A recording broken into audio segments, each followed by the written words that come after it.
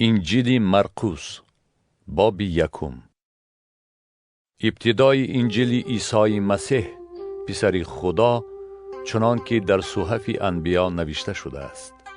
اینک من قاصد خود را پیشا پیش تو میفرستم تا راه تو را پیش تو مهیا کند. آوازی ندا کننده در بیابان، راه خداوند را تیار کنید، طریق او را راست کنید. یحیای تعمید دهنده در بیابان ظاهر شد و برای آمرزش گناه ها تعمید توبه را موعظه می کرد.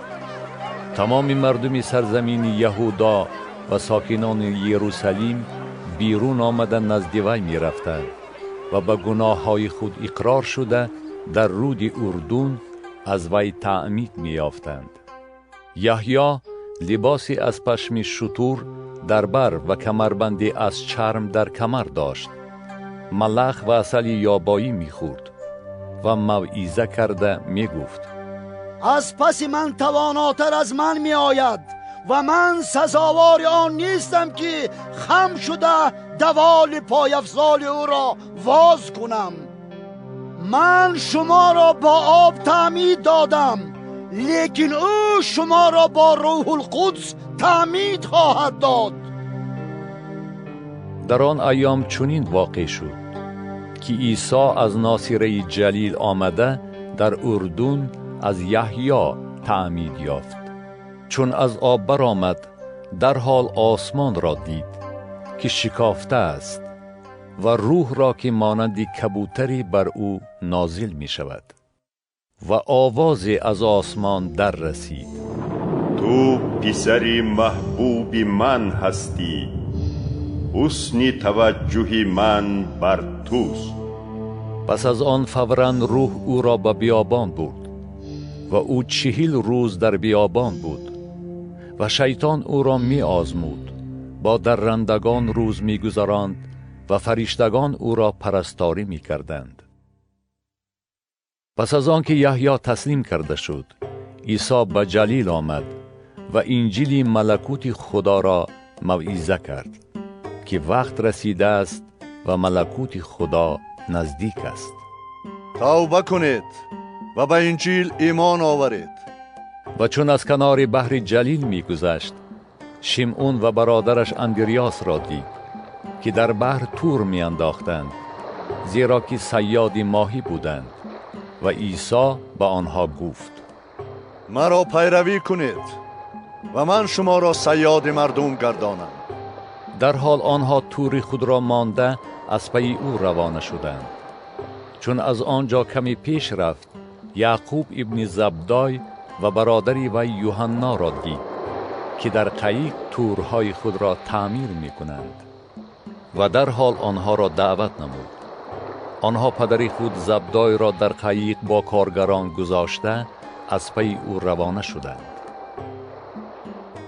و آنها به کفرنهم آمدند و دیری نگذشته او در روز شنبه به کنیش در آمده به تعلیم دادن شروع نمود. همه از تعلیم او در حیرت ماندند، زیرا که آنها را همچون صاحب قدرت تعلیم می داد، نه همچون کتابدانان. در کنیشت آنها کسی بود که روح پلید داشت و یک باره فریاد زده گفت: تو را با ما چی کار است ای عیسی ناصری؟ تو برای رس کردن ما آمده ای. من میدانم که تو کیستی ای قدوس خدا. عیسی وی را منع کرده گفت: خاموش شو و از وی بیرون آی. روح پلید وی را به لرزه انداخته با آواز بلند فریاد زد و از وی بیرون شد. همه به واهمه افتادند، به درجه‌ای که از یکدیگر می‌پرسیدند: این چیست؟ این چی تعلیماتی نوی است که او به ارواح پلید نیز با قدرتانه امر می‌فرماید و آنها به او اطاعت می‌کنند؟ و آوازه او زود در تمام سرزمین جلیل پخش شد. و از کنیشت برآمده در حال با یعقوب و یوحنا به خانه شمعون و اندریاس آمدند. مادر عروس شمعون در حالت تب لرزه خوابیده بود و در حال او را از این حالت وی خبردار کردند. و او نزدیک شده از دست وی گرفت و برخیزاند. تبلرزه وی در حال نیست شد و وی به پرستاری آنها مشغول شد. بیگاهی که آفتاب فرو رفته بود، همه بیماران و دیوانگان را نزد او آوردند و تمام اهل شهر پیش دری خانه گرد آمدند و او بسیار کسان را که به کسلی های گوناگون گرفتار بودند شفا بخشید و بسیار دیوها را بیرون کرد و نماند که دیوها سخن رانند، زیرا که مسیح بودن او را می دانستند. پگاهی خیلی بر محل خسته بیرون رفت و به خلوتگاهی رسیده در آنجا دعا گفت. شمعون و کسانی که نزدش بودند از پی او شتافتند. چون او را یافتند گفتند: همه تو را می جویند. او به آنها گفت: به دهات و شهرهای نزدیک برویم تا که من در آنجا نیز موعظه کنم، زیرا که من برای همین آمدم. و او در تمام جلیل در کنشت‌های آنها موعظه می نمود و دیوها را بیرون می کرد. مخوی نزد او آمده زاری کرد و زانو زده گفت: اگر خواهی می توانی مرا پاک کنی. عیسی را بر وی رحم آمد، دست خود را دراز کرده وی را لمس نمود و گفت: می خواهم، پاک شو. بعد از همین سخن مخاو در حال از بدنش نیست شد و وی پاک گردید و به وی چشم علا کرده در حال از خود دور نمود و به وی گفت: زنهار به کسی چیزی مگو، بلکه رفته خود را به کاهن نشان ده و به بدل پاک شدن خود آنچه موسی فرموده است تقدیم کن تا به آنها شهادتی گردد. لیکن وی بیرون رفته این واقعه را آوازه و نقل کردن گرفت، به درجه ای که او دیگر آشکارا به شهر در آمده نمی توانست، بلکه بیرون از شهر در جایهای خلوت روز می گذراند و مردم از هر سو نزد او می آمدند. مرقس باب 2. پس از چند روز او باز به کفرنهم آمد. آوازه شد که او در خانه است. در حال مردم بسیار جمع آمدند، به اندازه‌ای که نزد در خانه نیز دیگر جای نبود و او با آنها سخن می گفت. و نزد او با مفلوج آمدند که وی را 4 کس برداشته بودند و چون به سبب بسیاری مردم به او نزدیک آمدن نتوانستند، بام آن جایی را که او بود کشاده شکاف کردند و بستری را که مفلوج در بالایش خوابیده بود پایان فراوردند. چون عیسی ایمان آنها را دید به مفلوج گفت: ای فرزند، گناههای تو آمرزیده شد. بعضی کتابدانان که در آنجا نشسته بودند در دل خود اندیشه داشتند که چرا او این طور کفر میگوید؟ جز خدای یگانه کیست که گناه ها را آمرزیده تواند؟ عیسی در حال بر طبق روح خود دریافت که آنها چنین اندیشه دارند و به آنها گفت: برای چی در دل خود این طور اندیشه دارید؟ کدامش آسان تر است؟ و مفلوج گفتن آن که گناههای تو آمرزیده شد، یا گفتن آن که برخیز، بستر خود را بردار و روانه شو؟ لیکن تا بدانید که پسر آدم در روی زمین قدرت آمرزیدن گناه ها را دارد. و مفلوج گفت: و تو میگویم، برخیز، بستر خود را بردار و به خانه خود روانه شو. وی در حال برخاست و بستر خود را برداشته در پیش نظر همه روانه شد، به طوری که همه حیران شدند و خدا را سپاس کنان گفتند: مثل این را هرگز ندیده ایم. و باز به کنار بحر رفت. مردم به نزد او آمدند و او آنها را تعلیم میداد.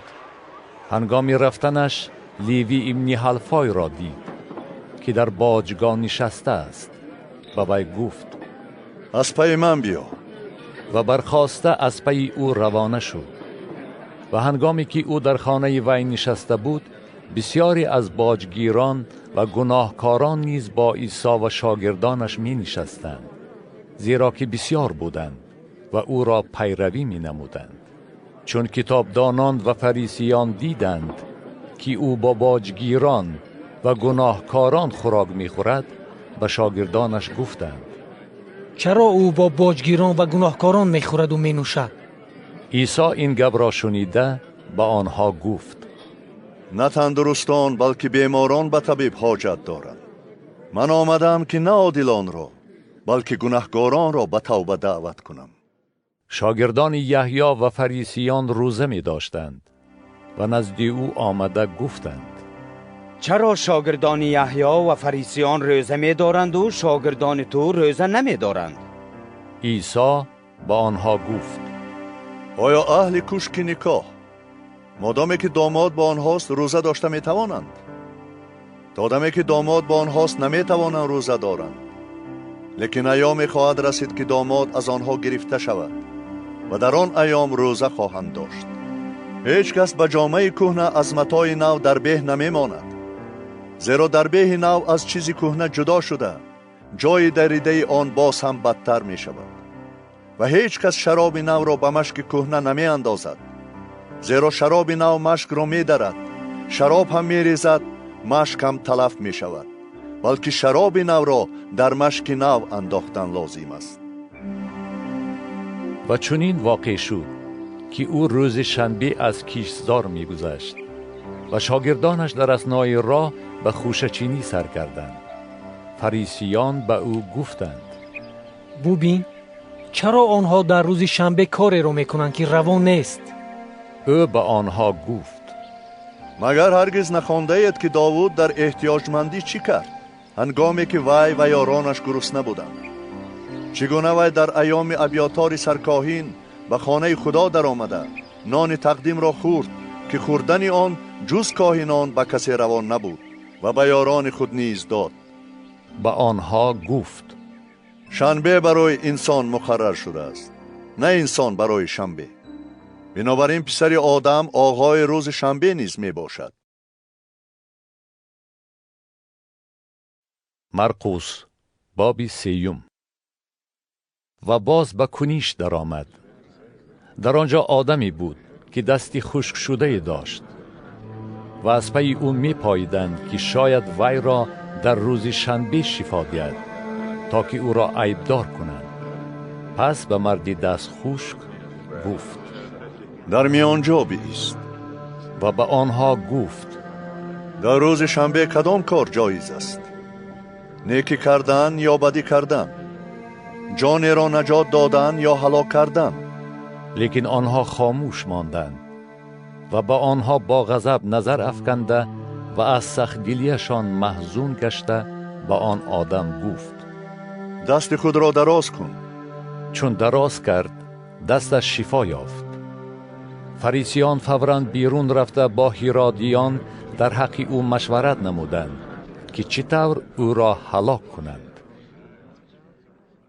لیکن عیسی با شاگردانش سوی بحر آمد و مردم بسیاری از جلیل و یهودا از پی او روانه شدند و از یروشلیم، ادوم و آن طرف اردن و از مضافات سور و سیدون ازدحام بزرگی چون عملیات او را شنیدند نزد او آمدند و به شاگردان خود فرمود که به سبب بزرگی ازدحام طریقی برای او مهیا باشد تا که او را فشار ندهند، زیرا بسیار کسان را او شفا داده بود. بنابراین هر که را زخمی بود نزد او می شتافت تا او را لمس کند و ارواح پلید چون او را می دیدند پیشش می افتادند و فریاد زنان می گفتند: تو پسر خدا هستی. لیکن او آنها را سخت تأکید می کرد که او را شهرت ندهند. پس از آن بر فراز کوه برآمده هر کی را که خواست نزد خود دعوت نمود. آنها نزد او آمدند و 12 نفر را تعیین کرد که همراه او باشند تا که آنها را برای موعظه فرستد و آنها را قدرت آن باشد که بیماران را شفا دهند و دیوها را بیرون کنند.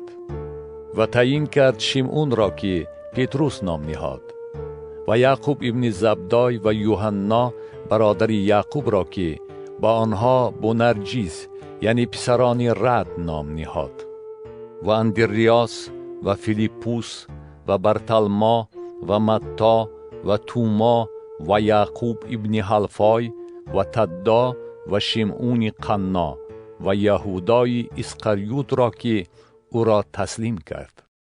و چون به خانه در آمدند باز مردم فراهم آمدند به درجه‌ای که آنها فرصت نان خوردن هم نداشتند.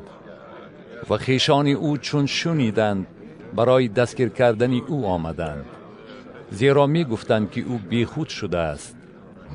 کتابدانانی که از یروشلیم آمده بودند می گفتند که او بألزبول دارد و به واسطه کلان دیوها را بیرون می کند. پس آنها را نزدش طلبیده با آنها با مثلها سخن گفت. چگونه می تواند شیطان را بیرون کند؟ اگر سلطنت بر ضد خود از هم جدا شود، آن سلطنت استوار ایستاده نمی تواند. و اگر خانه بر ضد خود از هم جدا شود، آن خانه استوار ایستاده نمی تواند. و اگر شیطان بر ضد خود به قیام برخاسته از هم جدا شده باشد و استوار ایستاده نمی تواند، بلکه هلاک می شود. هیچ کس نمی تواند به خانه شخص زورآور در آمده چیزهای وی را غارت کند بی آنکه اول آن زورآور را ببندد و پس از آن خانه وی را غارت می کند. به راستی به شما می گویم همه گناه های فرزندان آدم و هر گونه کفر که گفته باشد آمرزیده می شود. لیکن هر که به روح القدس کفر گوید تا ابد آمرزیده نشود، بلکه به عذاب ابدی محکوم گردد.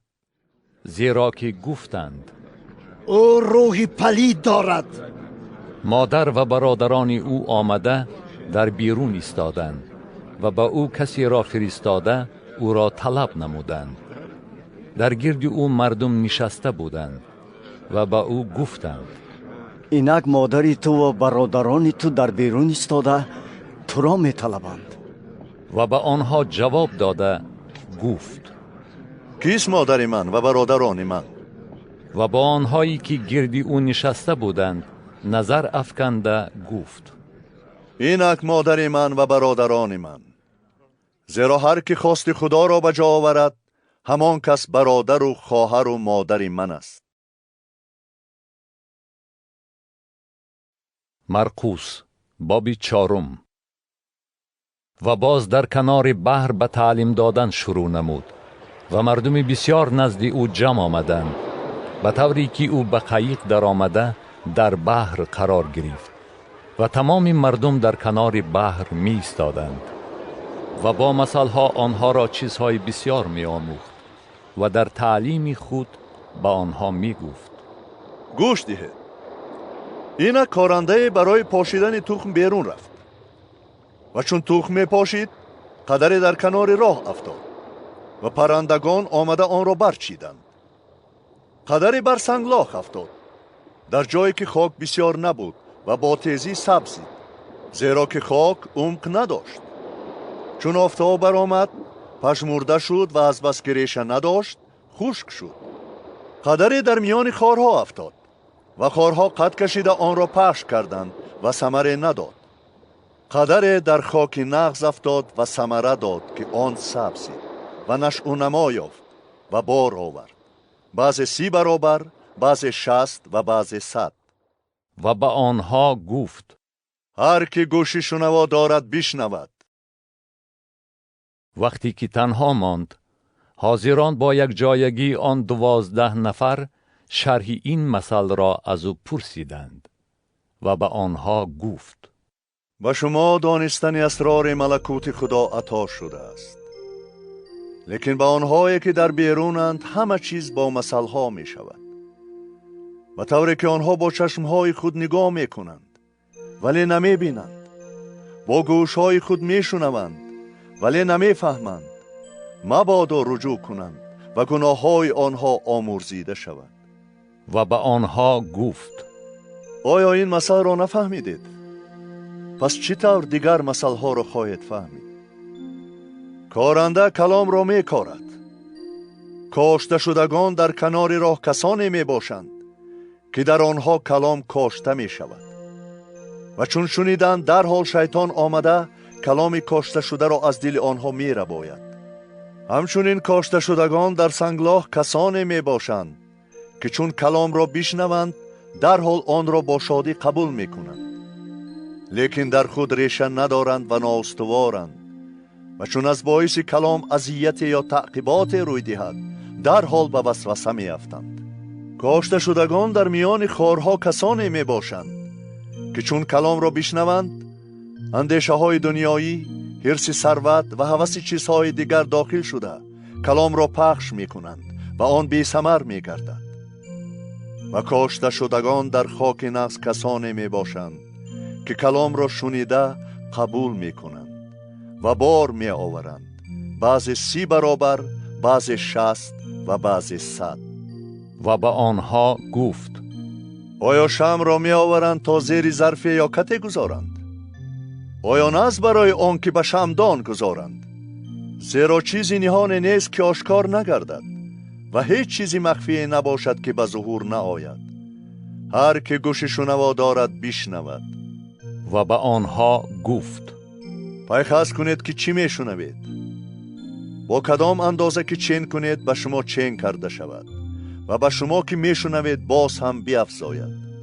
زیرا هر که دارد به وی داده شود و هر که ندارد از وی آنچه نیز دارد گرفته شود. و گفت: ملکوت خدا مانند کسی است که تخم بر زمین پاشد و شب و روز بخوابد و برخیزد و تخم چگونه سبزد و نشو و نما یابد وی نداند.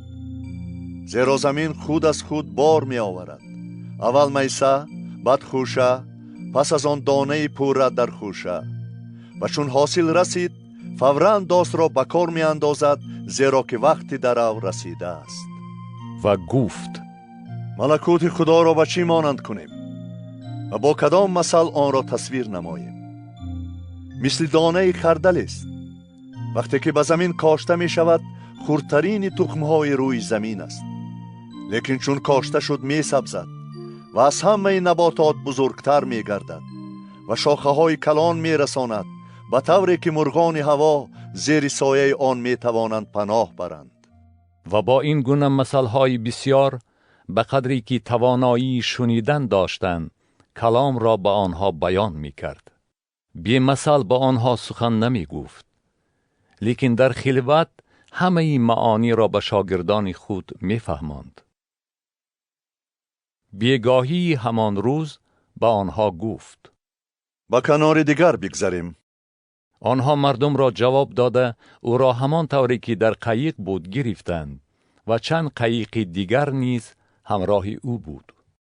و تندباد شدیدی برخاست و موجها به قایق بر می‌خورد به طوری که آن پر از آب می‌شد و او در عقیب قایق بر بالین خفته بود.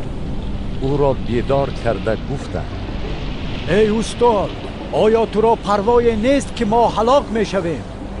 او برخاسته باد را منع کرد و به بحر گفت: خاموش شو و آرام باش.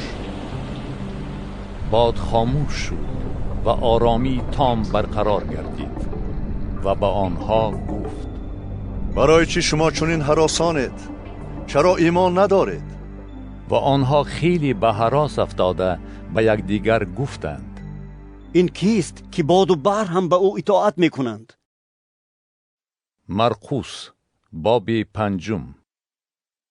پس به آن کنار بحر به سرزمین جدریان رسیدند.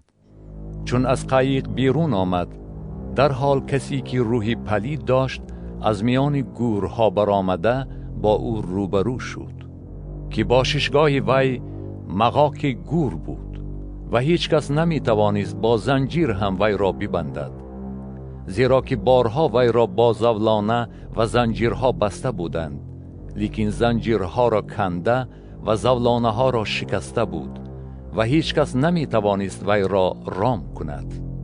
و همیشه روز و شب در کوهها و در میان گورها فریاد می کشید و خود را با سنگ ها می زد. چون عیسی را از دور دید دوان دوان آمده به او سجده کرد و با آوازی بلند فریاد زده گفت: تو را با من چی کار است ای عیسی، پسر خدای تعالی؟ تو را به خدا قسم میدهم که مرا عذاب ندهی. زیرا که به وی گفته بود: ای روح پلید، از این شخص بیرون شو. و از وی پرسید: نام تو چیست؟ وی جواب داد: نام من لگیون است، چون که ما بسیاریم. و از او بسیار التماس می کردند که آنها را از آن سرزمین بیرون نکند. و در چراگاه آن کوه ها گله بزرگ خوک ها می چرید. و همه دیوها از او التماس کرده گفتند: ما را به خوک ها روانه کن تا در آنها داخل شویم. عیسی در حال به آنها اجازت داد و ارواح پلید بیرون شده به خوک ها در آمدند. و آن گله از بلندی یک باره به بحر جست و آنها قریب 2000 بودند و در بحر غرق شدند. و خوکبانها دویده رفتند و در شهر و در دیهات آن را نقل کردند و مردم برای دیدن آن ماجرا بیرون شتافتند. و نزد عیسی آمده آن دیوانه را نشسته دیدند که در وی لگیان بود و لباس پوشیده است و عقلش سالم گشته است و هراسان شده. کسانی که دیده بودند سرگذشت دیوانه را و آنچه را که با خوکان روی داد با آنها نقل کردند و از او التماس کردند که از حدود آنها بیرون رود. و چون به قایق سوار شد، آن که دیوانه بود از او اجازت پرسید که با او باشد. اما عیسی اجازت نداد، بلکه به وی گفت: و خانه نزد خویش و تبار خود برو و خبر ده از آنچه که خداوند با تو کرده است و چگونه به تو رحم نموده است. پس وی روانه شده آنچه را که عیسی با وی کرده بود در دیکاپولیس موعظه کردن گرفت و همه در تعجب می‌ماندند. چون عیسی باز با قایق به آن سوی بحر گذشت، مردم بسیار نزد او جمع آمدند و او در کنار بحر بود. و اینک یکی از سرداران کنیشت آمد که یائیر نام داشت و چون او را دید پیش پایش افتاد و از او خیلی التماس کرده گفت: دختری من در حالت نزع است، بیا و دست بر وی گذار تا شفا یابد و زندگی کند. پس با وی روانه شد و مردم بسیاری از پی او رفته او را فشار می دادند. یک زنی که 12 سال باز گرفتار خونروی بود و عذاب بسیاری از طبیبان زیاد کشیده و همه دارایی خود را صرف کرده هیچ فایده ندیده بود، بلکه احوالش تا رفت بدتر می شد.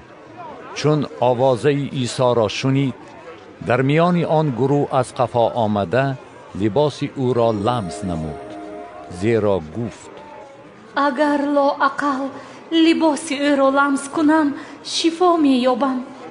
و در حال چشمه خون وی خشک شد و در جسم خود حس کرد که از کسلی شفا یافته است. در عین زمان عیسی در خود حس کرد که قوه از او بیرون رفت و به مردم مراجعت کرده گفت: کیست که لباس مرا لمس کرد؟ شاگردانش به او گفتند: میبینی که مردم تو را فشار میدهند و میگویی که کیست که مرا لمس کرد؟ اما او به گرد و پیش می نگریست تا آن زن را که این طور عمل کرده است ببیند. آن زن چون دانست که به وی چی حادثه روی داد، ترسان و لرزان آمده پیش او افتاد و تمام حقیقت را به او گفت. او به وی گفت: دخترم، ایمانت تو را شفا بخشید. به سلامتی برو و از کسلی خود در امان باش. او هنوز سخن می گفت که از خانه سرداری کنیشت آمده گفتند: دخترت مرد، باز برای چه استاد را زحمت میدی؟ اما عیسی این سخنان را شنیده به سرداری کنیشت گفت: نترس، فقط ایمان آور و بس.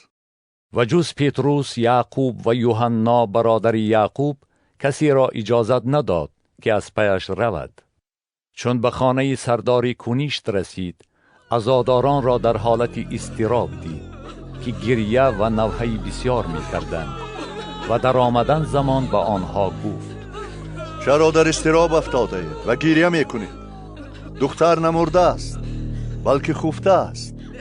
و آنها بر او خندیدند. لیکن او همه را بیرون کرده با پدر و مادر دختر و با رفیقانش به حجره‌ای که دختر خوابیده بود در آمد و دست دختر را گرفته گفت: تالیتا قومی، که معنایش این است: ای دختر، تو را میگویم برخیز. در حال دختر برخاسته روان شد، زیرا که 12 ساله بود. آنها خیلی در حیرت ماندند و او آنها را سخت تأکید کرده فرمود که کسی از این آگاه نشود و گفت تا خوراکی به وی دهند. مرقس باب 6. از آنجا برآمده به زادگاه خود آمد و شاگردانش از عقیب او آمدند. چون روز شنبه رسید، در کنیشت به تعلیم دادن آغاز نمود و بسیار شنوندگان در حیرت مانده می گفتند: از کجاست در او این چیزها؟ چه حکمت است که با او عطا شده است که چنین معجزات از دست او صادر می گردد؟ آیا این همان نجار نیست که پسری مریم و برادر یعقوب، یوسه، یهودا و شمعون است؟ آیا خواهران او اینجا در بین ما نمی باشند؟ و در حق او به وسوسه می افتادند. لیکن عیسی به آنها گفت: پیغمبر به قدر نباشد جز در زادگاه خود و در بین خویشاوندان و در خانه خود. و در آنجا هیچ معجزه نشان دادن نتوانست، جز آنکه دستهایش را بر چند بیمار نهاده آنها را شفا داد. و از بی ایمانی آنها در حیرت افتاد. در دیهات آن مضافات گشته تعلیم می داد. پس آن 12 را نزد خود خوانده به جفت جفت فرستادن آنها آغاز نمود و به آنها بر ارواح پلید قدرت داد و فرمود که برای راه هیچ چیز با خود جز عصای نگیرند، نه تربه، نه نان، نه پول در کمربند، بلکه چاروق در پا کشند و 2 پیراهن در بر نکنند. و به آنها گفت: هر جا که به خانه در آمده تا وقت سفر کردن در آنجا بمانید و هر جا که شما را قبول نکنند و به سخنان شما گوش ندهند، از آنجا بیرون رفته غبار پایهای خود را بیفشانید تا شهادت بر آنها گردد. و راستی به شما میگویم حالت سدوم و عمورا در روز داوری از آن شهر سهل تر خواهد بود. آنها روانه شده به موعظه کردن آغاز نمودند که باید توبه کرد. بسیار دیوها را بیرون کردند و بسیار بیماران را روغن مالیده شفا دادند. چون پادشاه هیرودوس شنید، زیرا نام او شهرت یافته بود، گفت که یحیای تعمید دهنده از مردگان احیا شده است و از این سبب معجزات از وی به ظهور می آید. بعضی می گفتند که این الیاس است، اما بعضی می گفتند که این پیغمبر است یا چون یکی از پیغمبران. لیکن هیرودوس چون شنید گفت: این همان یحیاست که من سرش را از تن جدا کردم و از مردگان احیا شده است. زیرا هیرودوس آدم فرستاده یحیی را دستگیر کرده به زندان انداخته بود به خاطر هیرودیه زنی فیلیپوس برادرش که وی را به نیکای خود درآورده بود. زیرا یحیی به هیرودوس گفته بود: زنی برادر خود را به نکاح درآوردن تو روا نیست. پس هیرودیه به یحیی کینه بسته بود و میخواست او را به قتل رساند، لیکن نمیتوانست، زیرا که هیرودوس از یحیی میترسید. وی را مردی عادل و مقدس میدانست و روی خاطر میکرد. به گپش گوش داده بسیار مضطرب میشد و سخنانش را به خوشی میشنید.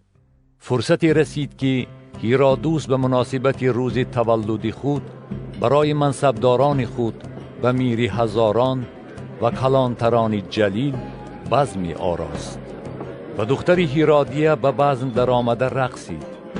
هیرودوس و آنانی را که همراهش نشسته بودند شاد نمود.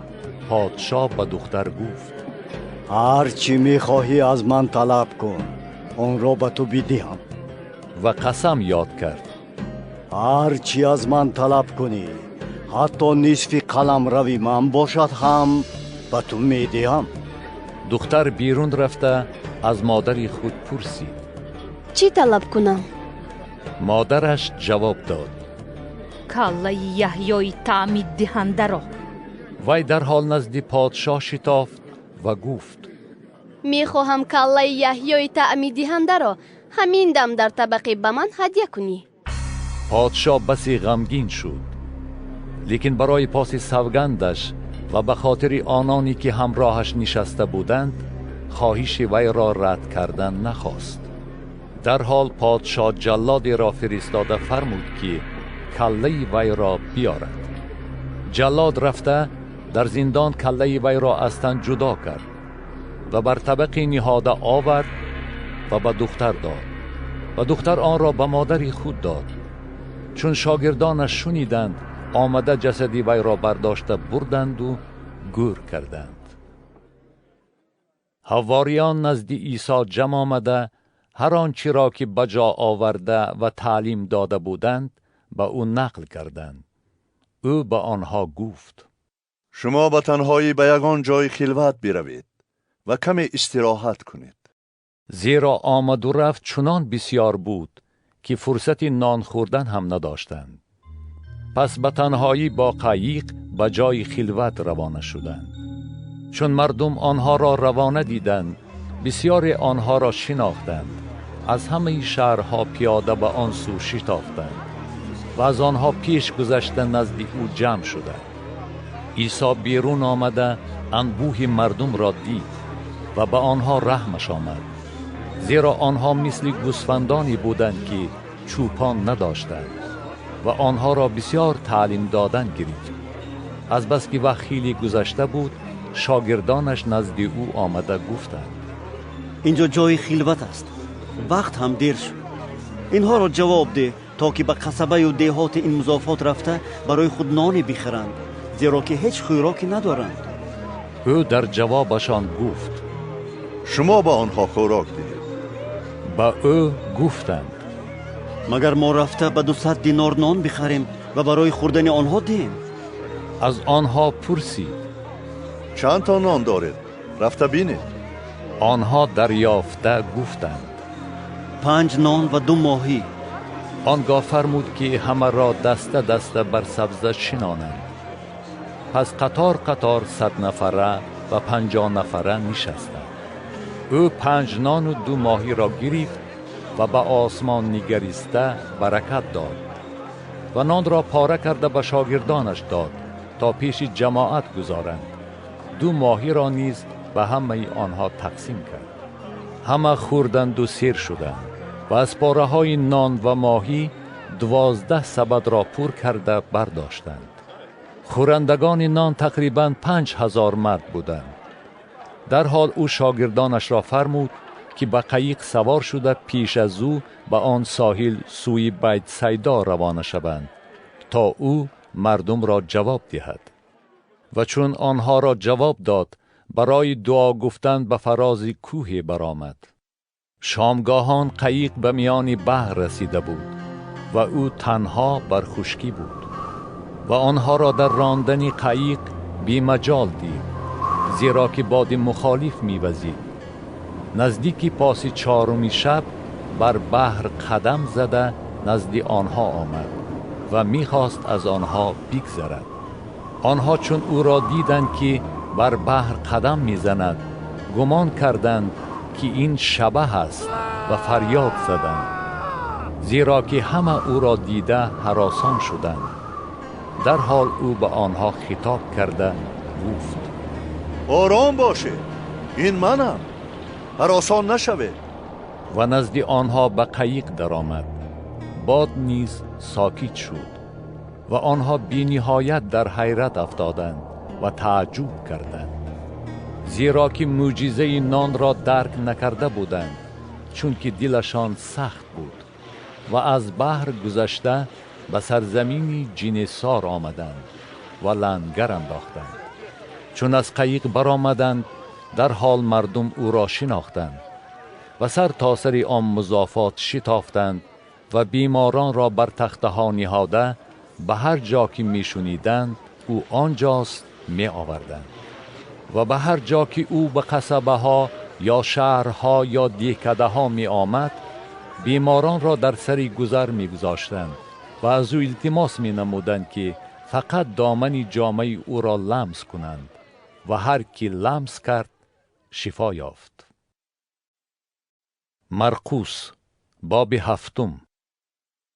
فریسیان و بعضی کتابدانان که از یروشلیم آمده بودند نزد او جمع شدند و چون دیدند که بعضی شاگردان او با دستهای ناپاک یعنی ناشسته نان میخورند سرزنش کردند، زیرا که فریسیان و همه یهودیان بر روایت‌های مرشدان پیروی نموده تا دستهای خود را با دقت نشویند خوراک نمیخورند و چون از بازارها آیند تا نشویند چیزی نمیخورند و بسیار رسمهای دیگر هست که نگاه می‌دارند، مانند شستن پیاله ها، کوزه ها و کرسی ها. پس فریسیان و کتابدانان از او پرسیدند: چرا شاگردان تو بر روایت های مرشدان پیروی نمی کنند بلکه با دست های ناشسته نان می خورند؟ او به آنها جواب داده گفت: شاید درباره شما ای ریاکاران نیکو پیغام داده است، چنان که نوشته شده است: این مردم با لبان خود مرا پرستش می کنند لیکن دلشان از من دور است، پس مرا بر عبث پرستش می کنند، زیرا که تعلیمات و احکام انسانی را تعلیم می دهند. زیرا شما حکم خدا را یک سو گذاشته، روایت های انسانی را مانند شستن کوزه ها و پیاله ها نگاه می دارید و بسیار رسم های دیگر را به جا می آورید. و به آنها گفت: آیا خوب است که شما حکم خدا را باطل می کنید تا که روایت خود را رعایت نمایید؟ زیرا موسی گفته است: پدر و مادر خود را عزت نما و هر کی پدر یا مادر خود را دشنام دهد البته هلاک گردد. لیکن شما می گویید: هرگاه کسی به پدر یا مادر خود گوید آنچه از من نفع یابی قربان یعنی هدیه برای خداست، و بعد از این نمیگذارید که وی به پدر یا مادر خود یگان چیز کند، در عین حال کلام خدا را با روایت خود که جاری ساخته اید برطرف می نمایید و بسیار رسم‌های مانند این را به جا می آورید. و آن جماعت را نزد خود دعوت نموده گفت: اما به من گوش دهید و بفهمید. چیزی نیست که از بیرون به درون آدم در آمده وی را پلید کرده تواند، بلکه چیزی که از درونش برآمده باشد آدم را پلید می کند. هر که گوشی شنوا دارد بشنود. و چون از نزد جماعت به خانه در آمد شاگردانش معنی این مثل را از او پرسیدند. او به آنها گفت: آیا شما نیز چنین بیفهم هستید؟ آیا نمی دانید که هر چیزی از بیرون به درون آدم درآید نمی تواند وی را ناپاک کند، زیرا به درون دلش نمی درآید بلکه به شکمش می رود و از آن خارج می شود و به این صورت هر خوراک پاک می گردد. بعد گفت: آنچه از آدم بیرون آید آدم را ناپاک می سازد، زیرا که از درون دل آدم خیالات بد، زنا، فسق، قتل، دزدی، طمع، کینه، مکر، حرص، چشم بد، کفر، غرور و جهالت پیدا می شود. تمام این چیزهای بد از درون پیدا شده آدم را پلید می کنند. و از آنجا روانه شده به حدود سور و سیدون رسید و به خانه در آمده نخواست که کسی او را شناسد، لیکن نتوانست پنهان ماند، زیرا زنی که دخترش روحی پلید داشت خبری او را شنید و همان دم آمده پیش پای او افتاد. و آن زن یونانی از اهل فینیقیه سوریه بود و از او التماس نمود که دیو را از دخترش بیرون کند، لیکن عیسی به وی گفت: بگذار اول بچگان سیر شوند، زیرا نان بچگان را گرفته پیش سگان پرتافتن خوب نیست. زن جواب داده گفت: آره خداوندا، لیکن سگان نیز پس مانده های بچگان را زیر سفره می خورند.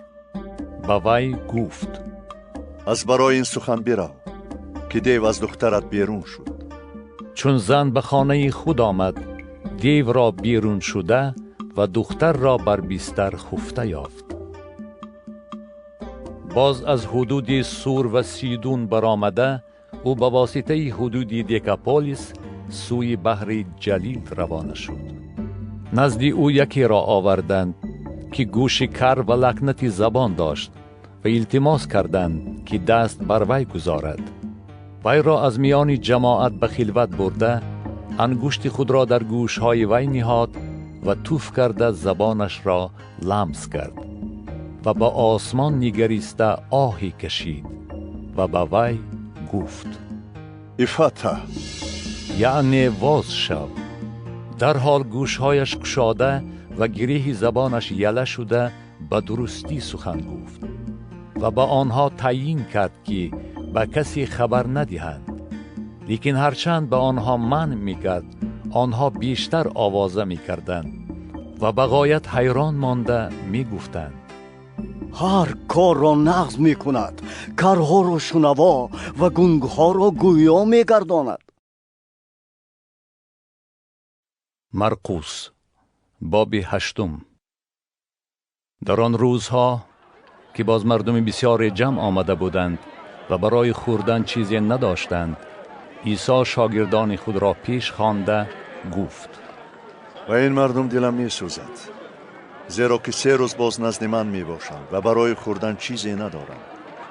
اگر آنها را گرسنه به خانه هاشون جواب دهم، در راه بیمدار خواهند شد، زیرا که بعضی از آنها از راه دور آمدند. شاگردانش به او جواب دادند: از کجا کسی می تواند در این بیابان آنها را از نان سیر کند؟ از آنها پرسید: چند تا نان دارید؟ گفتند: 7 تا. پس جماعت را فرمود که بر زمین بنشینند. 7 نان را گرفته با اظهار شکرگزاری پاره کرد و به شاگردانش داد تا پیش جماعت گذارند و آنها گذاشتند. و چند ماهی میده نیز داشتند، آنها را نیز برکت داده فرمود که پیش جماعت گذارند. آنها خورده سیر شدند و از پاره های باقی مانده 7 سبد را پر کرده برداشتند. خورندگان قریب 4000 نفر بودند و آنها را جواب داد. در حال با شاگردانش به قایق سوار شده به حدود دلمانوتا آمد. فریسیان بیرون آمده با او به مناظره در آمدند و او را آزموده علامتی آسمانی از او طلب کردند. او از دل آهی کشیده گفت: چرا این نسل علامتی طلب می کند؟ براستی به شما می گویم علامتی به این نسل عطا نخواهد شد. پس آنها را گذاشته باز به قایق سوار شد و به ساحل دیگر گذشت. آنها نان گرفتن را فراموش کردند و با خود در قایق جز 1 نان نداشتند. او آنها را آگاه کرده گفت: با خبر باشید، از خمیرتروش فریسیان و از خمیرتروش هرودوس حذر کنید. آنها با یک دیگر محاکمه رانده می گفتند: این از آن سبب است که نان نداریم. عیسی این را دریافته به آنها گفت: چرا محاکمه می کنید که نان ندارید؟ آیا هنوز نفهمیده اید و درک نکرده اید؟ آیا تا حال دل شما سخت است؟ چشم دارید و نمی بینید؟ گوش دارید و نمی شنوید؟ و در خاطر ندارید هنگامی که 5 نان را برای 5000 نفر پاره کردم، چند سبد پر از پاره ها برداشتید؟ با او گفتند: 12. و هنگامی که 7 نان را برای 4000 نفر پاره کردم، چند سبد پر از پاره ها برداشتید؟ گفتند: 7. با آنها گفت: پس چرا نمی فهمید؟ چون به بیت سیدا آمد، کوری را نزد او آورده زاری نمودند که وی را لمس کند. او دستی کور را گرفته وی را از قصبه بیرون برد و به چشمان وی توف کرده دستهای خود را بر وی گذاشت و پرسید: آیا چیزی میبینی؟ وی نظر افکنده گفت: آدمان را خرامان چون درختان میبینم. آنگاه دستهایش را بار دیگر بر چشمان وی گذاشته فرمود که نظر افکند. وی شفا یافت و همه چیز را به خوبی بدید. پس وی را به خانه‌اش فرستاده گفت: داخل قصبه نشو و در آنجا به کسی نقل نکن. و عیسی با شاگردانش به قصبه های قیصریه فیلیپوس رفت. در اثنای راه از شاگردانش پرسید: مردم را کی میگویند؟ آنها جواب دادند: میگویند که یحیای تعمید دهنده ای، بعضی میگویند که الیاسی و بعضی میگویند که یکی از پیغمبرانی. او به آنها گفت: شما مرا کی میگویید؟ پیتروس جواب داده گفت: تو مسیح هستی. پس به آنها تعیین کرد که درباره او به هیچ کس گپ نزنند. آنگاه به تعلیم آنها آغاز نموده گفت: پسر آدم باید بسیار عذاب کشد و از طرف پیران، سرکاهنان و کتابدانان رد کرده و کشته شود و پس از 3 روز احیا شود. چون این سخنان را آشکارا می گفت، پیتروس او را به یک سو برده به اعتراض کردن شروع نمود. لیکن او برگشته به شاگردانش نگریست و پیتروس را منع کرده گفت: ای شیطان، از من دور شو، زیرا تو نه درباره امر و نهی خدا بلکه از چیزهای انسانی اندیشه میکنی. پس مردم را با شاگردانش نزد خود خوانده گفت: هر که خواهد از عقب من بیاید باید خویشتن را انکار کرده و صلیب خود را برداشته مرا پیروی نماید. زیرا هر که جان خود را رهانیدن خواهد آن را برباد میدهد و هر که جان خود را در راه من و انجیل برباد دهد آن را میرهاند. زیرا به آدم چی فایده دارد که اگر وی تمام دنیا را به دست آورد و به جان خود زیان رساند؟ یا که آدمی زاد به عوض جان خود چی فدیه میدهد؟ زیرا هر که در این نسل زناکار و عاصی از من و از سخنان من شرم کند، پسر آدم نیز هنگامی که با فرشتگان مقدس در جلال پدر خود می آید از وی شرم خواهد کرد. مرقس باب 9. و به آنها گفت: به راستی به شما می گویم از ایستادگان در اینجا بعضی هستند که تا ملکوت خدا را که با قدرت می آید نبینند مزه مرگ را نخواهند چشید. و بعد از 6 روز عیسی پیتروس، یعقوب و یوحنا را همراه خود برد و آنها را تنها به کوه بلندی برآورد و در پیش نظر آنها دیگرگون شد. لباسش درخشاند و چون برف به غایت سفید شد که در روی زمین هیچ شستگر نمیتواند چنین سفید کند. و الیاس با موسی به آنها نمایان شده با عیسی گفتگو میکردند. آنگاه پیتروس به عیسی گفت: ای استاد، در اینجا بودن ما نیکوست. پس 3 چادر می سازیم، یکی برای تو، یکی برای موسی و یکی برای الیاس. زیرا نمیدانست چی گوید، چون که هراسان بودند.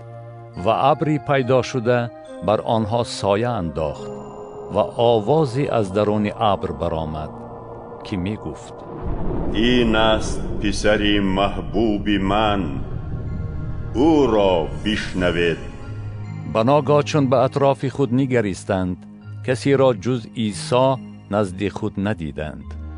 چون از کوه می‌فرآمدند عیسی تاکید نمود که تا پسری آدم از مردگان احیا نشود آنچه دیده‌اند به کسی نگویند. و آنها این سخن را در یاد داشته از یکدیگر می‌پرسیدند که از مردگان احیا شدن چی معنا دارد؟ و از او پرسیدند: چرا کتابدانان میگویند که الیاس باید اول بیاید؟ او به جواب آنها گفت: درست است که الیاس باید اول بیاید و همه چیز را ساز کند و پسر آدم چنان که درباره او نوشته شده است رنج بسیار بیند و حقیر شمرده شود. لیکن به شما میگویم که الیاس هم آمد و با وی آنچه خواستند کردند، چنان که درباره وی نوشته شده است. چون نزد شاگردانش آمد، مردمی بسیار را گرد آنها دید و کتابدانان را که با آنها مباحثه می کردند. در حال تمام مردم چون او را دیدند در حیرت ماندند و دوان دوان آمده به او سلام دادند. او از کتابدانان پرسید: با اینها چی مباحثه میکنید؟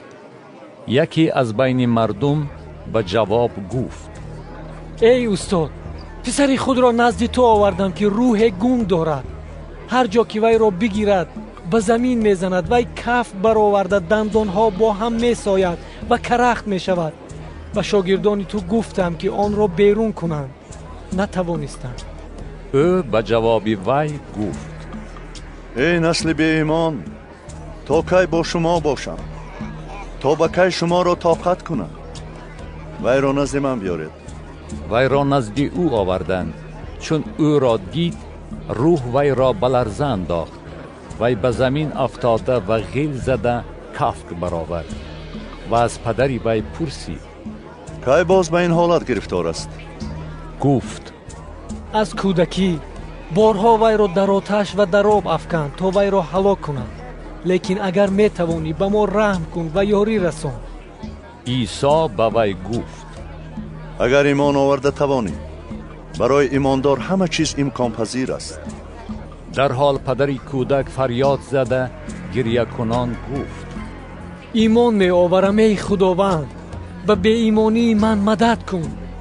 چون عیسی دید که مردم سویش شتاب می کنند، روح پلید را مذمت نموده گفت: ای روح گنگ و کر، و تو امر می فرمایم که از وی بیرون رو و دیگر داخل وی نشو. پس بانگ زده وی را سخت به لرزه انداخته بیرون رفت. وی مانند مرده گشت، به طوری که بسیار کسان گفتند که وی مرده است.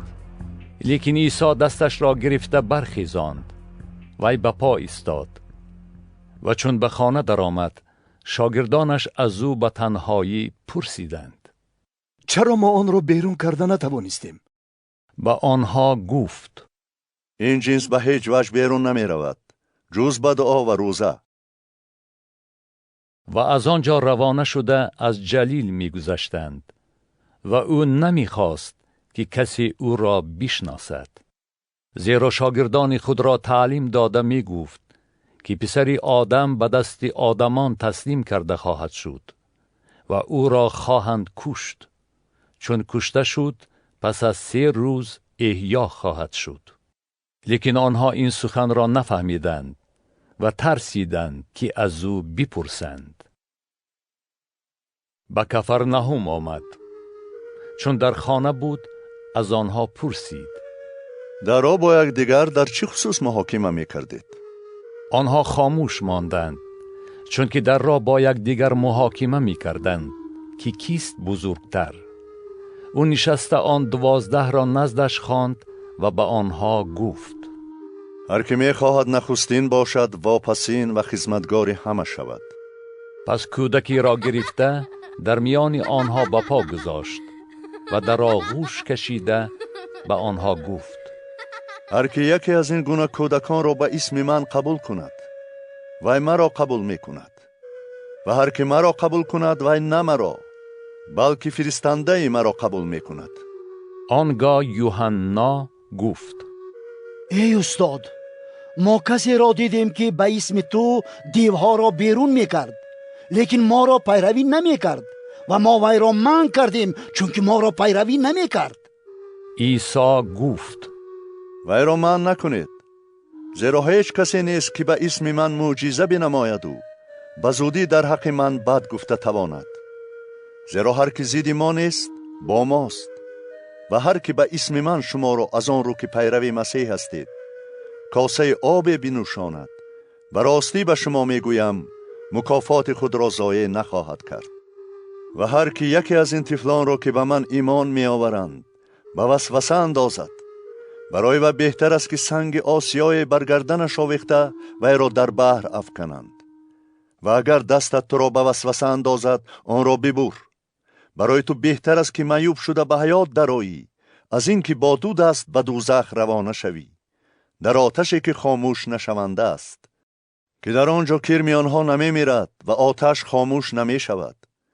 و اگر پایت تو را به وسوسه اندازد آن را ببر.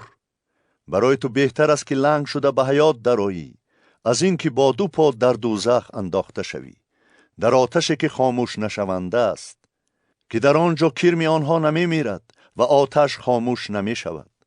و اگر چشمت تو را به وسوسه اندازد آن را بکن.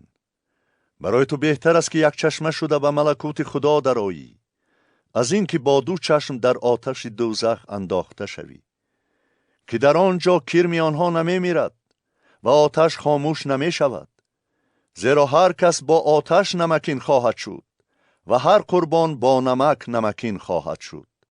نمک خوب است، لیکن اگر نمک شور نباشد با چی شما آن را اصلاح میکنید؟ پس در خود نمک بدارید و با یکدیگر مراسا کنید. مرقس بابی 10.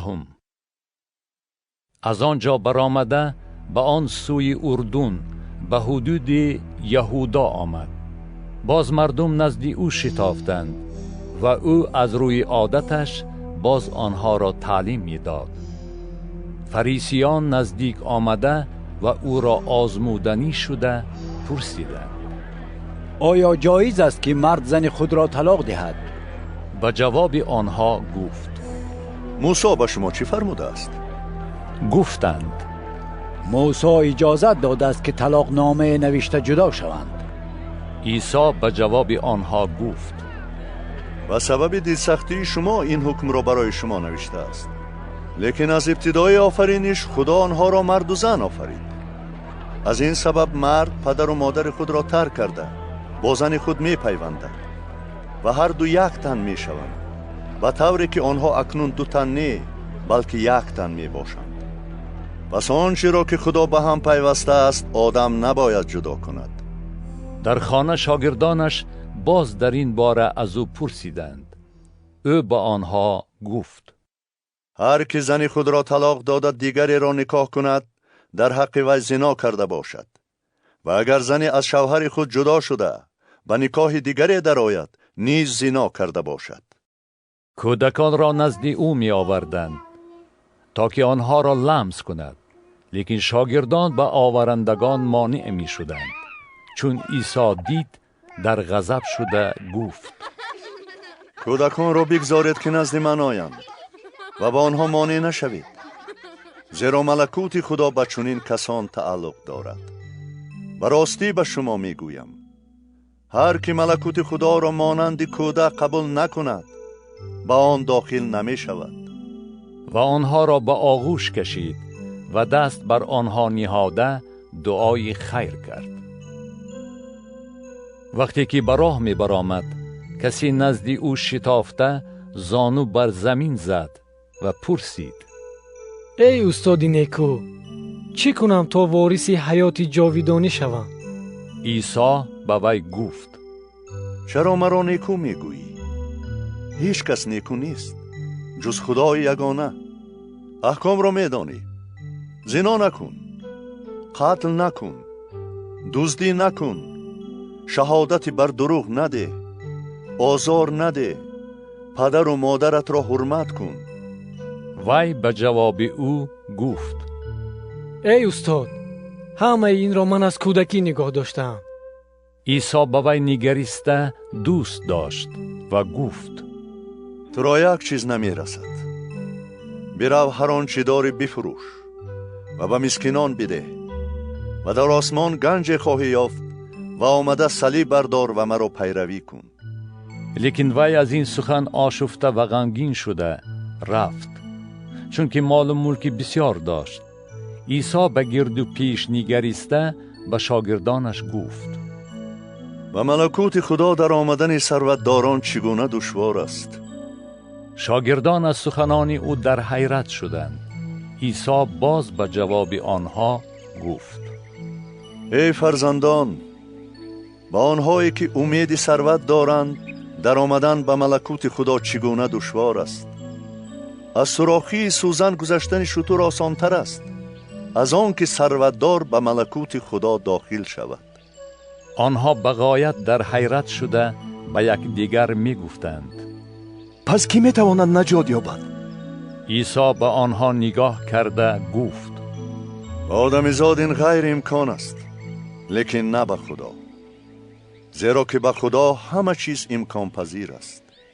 آنگاه پتروس به او گفت: اینک ما همه چیز را ترک کرده تو را پیروی نموده ایم. عیسی به جواب گفت: به راستی به شما میگویم کسی نیست که خانه یا برادران یا خواهران یا پدر یا مادر یا زن یا فرزندان یا املاک را از بهر من و انجیل ترک کند و الحال در این زمان در میان تعقیبات 100 چندان خانه ها و برادران و خواهران و پدران و مادران و فرزندان و املاک و در عالم آینده حیات جاودانی نیابد. لیکن بسا اولین که آخرین خواهند شد و آخرین اولین.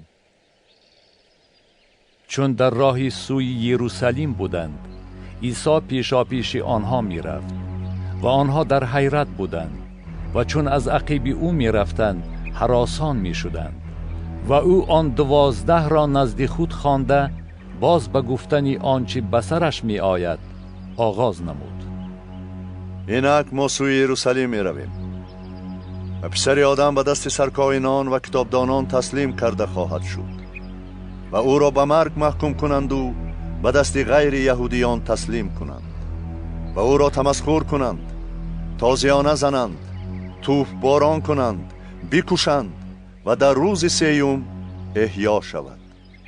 آنگاه یعقوب و یوحنا 2 پسر زبدای نزد او آمده گفتند: ای استاد، میخواهیم آنچه از تو خواهش کنیم برای ما بکنی. با آنها گفت: چی میخواهید که برای شما بکنم؟ آنها به او گفتند: به ما لطف نما که یکی در طرف راستت و دیگری در طرف چپت در جلال تو بنشینیم. عیسی به آنها گفت: شما نمیفهمید که چی میخواهید. آیا میتوانید آن کاسه را که من مینوشم بنوشید و تعمیدی را که من مییابم بیابید؟ آنها به جواب گفتند: میتوانیم. اما عیسی به آنها گفت: کاسه را که من مینوشم خواهید نوشید و تعمیدی را که من مییابم خواهید یافت، لیکن امکانیتی در طرف راست و چپ من نشستنتان در دست من نیست که بدهم، جز آنهایی که برایشان مهیا شده باشد. و آن 10 نفر چون این را شنیدند از یعقوب و یوحنا ناراضی شدند، اما عیسی آنها را نزد خود خوانده گفت: شما میدانید آنانی که میر خلقا به شمار میروند بر آنها حکمرانی میکنند و اکابیرشان بر آنها فرمانروا میشوند، لیکن در میان شما نباید این طور شود، بلکه هر که در بین شما خواهد بزرگ باشد خدمتگار شما شود و هر که خواهد در بین شما نخستین باشد غلامی همه شود. زیرا پسر آدم نیز نه برای آن آمد که به او خدمت کنند، بلکه برای آن که خدمت کند و جان خود را برای فدیه بسیار کسان بدهد. به یریحو آمدند. وقتی که او با شاگردانش و مردم بسیار از یریحو می برآمد، برتیمای ابن تیمای نام کور در کنار راه نشسته صدقه می پرسید. چون شنید که این عیسی ناصری است، فریاد کنان گفت: ای عیسی پسر داوود، با من رحم کن. بسیار کسان وی را به خاموش شدن وادار می کردند، لیکن وی باز هم بیشتر فریاد می زد: ای پسر داوود، با من رحم کن. عیسی ایستاده فرمود که وی را بخوانند. آنها کور را خوانده گفتند: آسوده باش، برخیز که تو را میخواند. وی جامه خود را کشیده برخاست و نزد عیسی آمد. عیسی به وی جواب گردانده گفت: چی میخواهی که برای تو بکنم؟ کور به او گفت: ای استاد، میخواهم بینا شوم. عیسی به وی گفت برو که ایمانت تو را شفا بخشید. وی در حال بینا گشته از عقیب عیسی در راه روانه شد.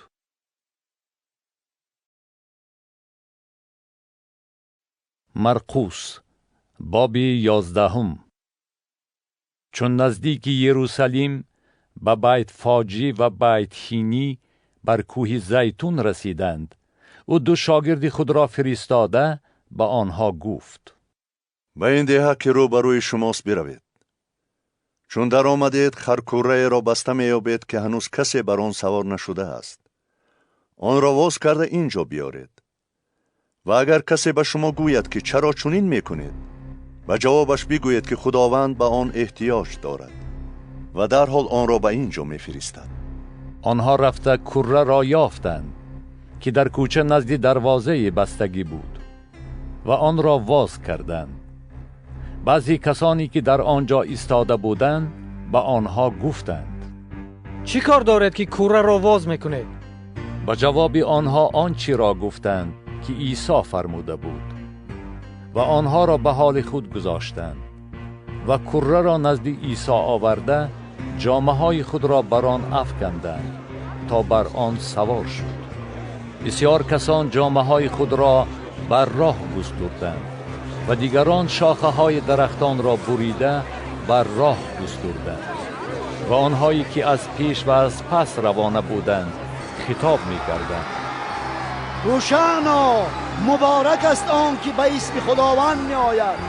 مبارک است ملکوت پدر ما داوود که به اسم خداوند می آید. هوشانا در عرش اعلا. و عیسی وارد یروشلیم شده به معبد در آمد و همه چیز را از نظر گذراند و چون روز بیوقت شده بود با آن 12 به بیت هینی رفت.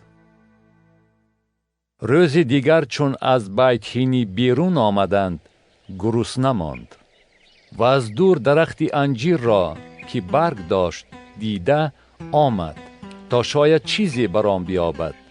چون نزدیک شد جز برگ ها چیزی نیافت، زیرا که موسم انجیر هنوز نرسیده بود. و عیسی به آن گفت پس از این تا ابد کسی از تو میوه نخورد. و شاگردانش این را شنیدند. به یروشلیم آمدند. عیسی به معبد در آمده و پیش کردن آنهایی که در معبد خرید و فروش می کردند آغاز نمود. میزهای صرافان و کرسیهای کفتر فروشان را چپه کرد و نگذاشت که کسی چیزی را از میان معبد برداشته گذرد و آنها را تعلیم داده می گفت آیا نوشته نشده است که خانه من خانه عبادت همه خلقان نامیده خواهد شد؟ اما شما را به دوستخانه مبدل کرده اید. چون کتابدانان و سرکاهنان شنیدند در تردد آن شدند که چطور او را به هلاکت رسانند، زیرا از او می ترسیدند، چون که تمام مردم از تعلیمات او در حیرت بودند. چون روز بی وقت شد او از شهر بیرون رفت. بامدادان وقتی که می گذشتند درخت انجیر را دیدند که تا ریشه خشک شده است و پیتروس به یاد آورده گفت ای استاد، اینک درخت انجیری که نفرین کرده خشک شده است. عیسی به جواب آنها گفت به خدا ایمان آورید، زیرا به راستی به شما میگویم هر کی به این کوه گوید که برخاست خود را در بحر افکن و در دل خود شک نداشته باشد، بلکه یقین دارد که آنچه گوید می شود، هر چی گوید به وی عطا خواهد شد. بنابراین به شما می گویم هر چی در دعا خواهش می کنید یقین بدانید که پیدا خواهید کرد و به شما عطا خواهد شد. و هنگامی که در دعا می استید اگر از کسی رنج و آزار کشیده باشید گناه وی را عفو نمایید، تا که پدر شما نیز که در آسمان است گناه های شما را بیامرزد. اما اگر عفو نکنید پدر شما نیز که در آسمان است گناه های شما را نآمرزد. باز به یروشلیم آمدند و هنگامی که او در معبد میگشت، سرکاهنان، کتابدانان و پیران نزد او آمده گفتند: با کدام قدرت این کارها را میکنی؟ و کیست که این قدرت را به تو داده است تا این کارها را کنی؟ عیسی به جواب آنها گفت: من هم از شما چیزی میپرسم، به من جواب دهید. آنگاه من هم به شما خواهم گفت که با کدام قدرت این کارها را میکنم. تعمید یحیی از آسمان بود یا از انسان؟ به من جواب دهید. اما آنها در دل خود اندیشه میکردند: اگر گوییم که از آسمان بود، او بگوید پس چرا به وی ایمان نآوردید؟ و اگر گوییم که از انسان بود، از مردم میترسیدند، زیرا که همه یحیی را نبی برحق میدانستند. و عیسی جواب داده گفتند: نمیدانیم. عیسی هم به جواب آنها گفت: من هم به شما نمیگویم که با کدام قدرت این کارها را میکنم. مرقس باب 12. پس با مثلها به آنها آغاز سخن نموده گفت: کسی تاق شناند، دیوار گردش کشید، چرخوشت ساخت، برج برپا کرد و آن را به تاقداران سپرد و به سفر رفت. چون موسم رسید، خدمتگاری را نزد تاقداران فرستاد تا از میوه تاکزار از تاقداران بگیرد. لیکن آنها وی را داشته زدند و تیه دست روانه کردند. باز خدمتگار دیگر را نزد آنها فرستاد. وی را نیز سنگباران کرده سرش را کفاندند و دشنام داده پیش کردند. باز یک نفر دیگر را فرستاد. وی را کشتند و بسیار کسان دیگر را، بعضی را زدند و بعضی را کشتند. یک پسر عزیزش بود و در آخر وی را نیز نزد آنها فرستادند. در دل خود گفت: از پسرم شرم خواهم داشت. لیکن تاقداران به دیگر گفتند: این وارث است، بیاید وی را بکشیم تا میراث از آن ما گردد. وی را دستگیر کرده کشتند و از تاکزار بیرون برآورده پرتافتند. پس صاحب تاکزار چی خواهد کرد؟ آمده تاکداران را به مرگ محکوم خواهد کرد و تاکزار را به دیگران خواهد سپرد. مگر این نوشته را نخوانده اید؟ سنگی که معماران رد کردند، سنگ سر گوشه بنا گردید. این از جانب خداوند شد و در نظر ما حیرت انگیز است. و خواستند او را دستگیر کنند، لیکن از مردم ترسیدند، زیرا دانستند که این مثل را در حق آنها گفته بود. پس او را واگذاشته رفتند. و چند نفر از فریسیان و هیرودیان را نزد او فرستادند تا او را از سخنش افتانند. آنها آمده به او گفتند: ای استاد، میدانیم که تو حقگوی هستی و از کسی پروای نداری، زیرا هیچ روبینی نمی کنی، بلکه راه خدا را براستی تعلیم میدی. آیا به قیصر جزیه دادن جایز است یا نه؟ بدهیم یا ندهیم؟ اما او ریاکاری آنها را دریافته گفت: چرا مرا می آزمایید؟ دینار به من بیاره تا آن را ببینم. آنها آوردند. آنگاه به آنها گفت: این صورت و رقم از آن کیست؟ آنها به او گفتند: از آن قیصر. عیسی به جواب آنها گفت: آنچه از آن قیصر است به قیصر دهید و آنچه از آن خداست به خدا. و از جواب او در حیرت ماندند. و صدوقیان که منکر قیامت هستند نزد او آمده پرسیدند: ای استاد، موسی به ما نوشته است اگر برادر کسی بمیرد و زن از خود گذاشته و فرزند نداشته باشد، باید برادرش زن وی را به نکاح خود درآورد و برای برادر خود نسل به وجود آورد. 7 برادر بودند. یکی زن گرفته مرد و فرزند نگذاشت. وی را دویمین به زن گرفته مرد و فرزند نگذاشت. سیومین نیز همچنین. همه آن 7 وی را گرفتند و نسل نگذاشتند. بعد از همه زن نیز مرد. پس در قیامت که همه احیا خواهند شد وی زن کدام آنها می شود؟ زیرا که هر 7 وی را به زنی گرفته بودند. عیسی به جواب آنها گفت: مگر گمراه نیستید از آن رو که نه نوشته ها را می دانید نه قدرت خدا را؟ زیرا هنگامی که از مردگان احیا می شوند نه زن می گیرند و نه به شوهر می روند، بلکه مانند فرشتگان در آسمان می باشند. اما درباره مردگان که احیا می شوند، مگر در کتاب موسی نخوانده اید که چیسان خدا در نزد بوته به وی گفت: منم خدای ابراهیم و خدای اسحاق و خدای یعقوب. وی نه خدای مردگان است بلکه خدای زندگان. پس شما بس گمراه شده اید. یکی از کتابدانان چون مباحثه آنها را شنیده دید که به آنها جوابی نیکو داد، پیش آمده از او پرسید: اولین همه احکام کدام است؟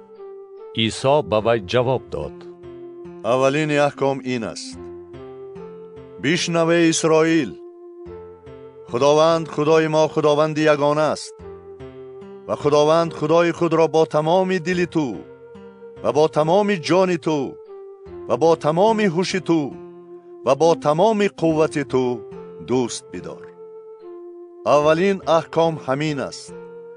و دویمش مانند آن است: یار خود را مثل خود دوست بدار. حکم دیگر بزرگتر از اینها نیست. کتابدان به او گفت: آفرین ای استاد، تو راست گفتی که خدا یگانه است و جز او دیگری نیست و او را با تمام دل و با تمام ادراک و با تمام قوت دوست داشتن و یار خود را مثل خود دوست داشتن از همه قربانی های سوختنی و هدیه ها افضل تر است. چون عیسی دید که وی عاقلانه جواب داد، به وی گفت: تو از ملکوت خدا دور نیستی. پس از آن کسی جرأت نکرد که از او چیزی پرسد.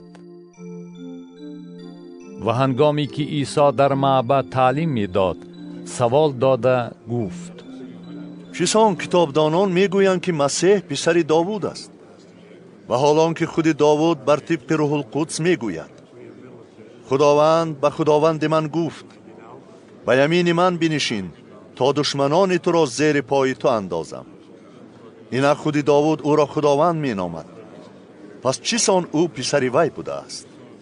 و مردم بسیار کلام او را با خوشنودی می شنیدند و او آنها را تعلیم داده می گفت: از کتابدانان حذر کنید که دوست می دارند جامه های دراز پوشیده گردند و در بازارها تبریک بشنوند و در کرسی های اولی کنشت ها جای بگیرند و در ضیافت ها بالانشین شوند. آنها که خانه های بیوزنان را فرو می برند و برای نمود دعا را طول می دهند، از همه سخت‌تر محکوم خواهند شد. و عیسی در مقابل گنجینه نشسته نگاه می کرد که چیسان مردم به گنجینه پول می اندازند. اکثری ثروتداران بسیار می انداختند. و بیوزنی کمبغلی آمده 2 فلوس انداخت که نیم تین می شود. پس شاگردانش را پیش خود خوانده گفت: براستی به شما می گویم که این بیوزن کمبغل از همه آنانی که به گنجینه انداختند بیشتر داد، زیرا همه از زیادتی خود دادند، لیکن وی از کمبغلی خود هر چی داشت انداخت، یعنی تمام نفقه خود را داد. مرقس باب 13. چون عیسی از معبد می برآمد، یکی از شاگردانش به او گفت: ای استاد، بینگر چه نوع سنگ ها و چه نوع عمارت هاست. عیسی به جواب وی گفت: این عمارت های بزرگ را می بینی؟ همه این خراب خواهد شد به درجه که سنگ بر سنگ نخواهد ماند. و چون او بر کوه زیتون در مقابل معبد نشسته بود، پتروس، یعقوب، یوحنا و اندریاس به تنهایی از او پرسیدند: ما را آگاه کن که این کی واقع می شود و علامت روی دادن همه این چگونه است؟ آنگاه عیسی در جواب آنها به گفتن آغاز نمود: هوشیار باشید که کسی شما را گمراه نکند، زیرا بسیار کسان با نام من آمده گویند که این من هستم و مردم بسیار را گمراه کنند. اما چون جنگ ها و آوازه جنگ ها را بشنوید نترسید، زیرا این باید واقع شود، لیکن این هنوز انتها نیست. زیرا قوم بر ضد قوم و سلطنت بر ضد سلطنت قیام خواهد کرد و در هر جا زلزله ها روی خواهد داد و قحطی ها و آشوب ها پدید خواهد آمد. اینها ابتدای درد هاست. لیکن شما خود را احتیاط کنید، زیرا شما را به محکمه ها خواهند کشید و در کنشت ها تازیانه خواهند زد و شما را نزد حاکمان و پادشاهان به خاطر من حاضر خواهند کرد تا برای آنها شهادت گردد. و لازم است که انجیل اول در بین تمام خلقها معویزه کرده شود. چون شما را برای تسلیم کردن گرفته برند، پیشکی غمخواری و اندیشه نکنید که چی باید بگویید، بلکه آنچه در آن ساعت به شما عطا شود آن را بگویید، زیرا گوینده شما نیستید بلکه روح القدس است. آنگاه برادر برادر را و پدر فرزند را به مرگ تسلیم خواهند کرد و فرزندان بر ضد پدران و مادران قیام کرده آنها را به هلاکت خواهند رساند و همه از برای اسم من به شما عداوت خواهند داشت. لیکن هر کی تا آخر صبر کند نجات خواهد یافت. چون کراهت خرابی را که دانیال نبی به زبان آورده است در جایی که نمی باید برپا ببینید، هر کی خواند در کند، آنگاه آنهایی که در یهودا می باشند و کوهستان گریزند. و هر کی بر بام باشد پایان نفراید و برای گرفتن چیزی به خانه خود ندراید. و آن که در کیشزار است برای گرفتن جامه خود بر نگردد. وای بر حال حامله‌داران و شیرداران در آن ایام. دعا کنید که گریختن شما در زمستان روی ندهد، زیرا در آن ایام چنان مصیبت خواهد شد که از ابتدای آفرینش که خدا آفرید تا حال نشده است و بار دیگر نخواهد شد. و اگر خداوند آن ایام را کوتاه نمی کرد کسی نجات نمی یافت. لیکن از برای برگزیدگانی که او انتخاب نموده است آن ایام را کوتاه کرده است.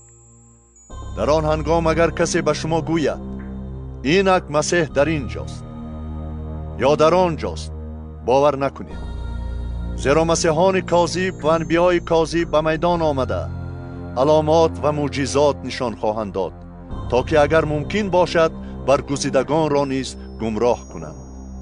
لیکن شما هوشیار باشید، اینک من همش را به شما پیشکی گفتم. لیکن در آن ایام پس از آن مصیبت آفتاب خیره شود و ماه روشنایی خود را ندهد و ستارگان از آسمان فرو ریزند و قوه های افلاک متزلزل شوند.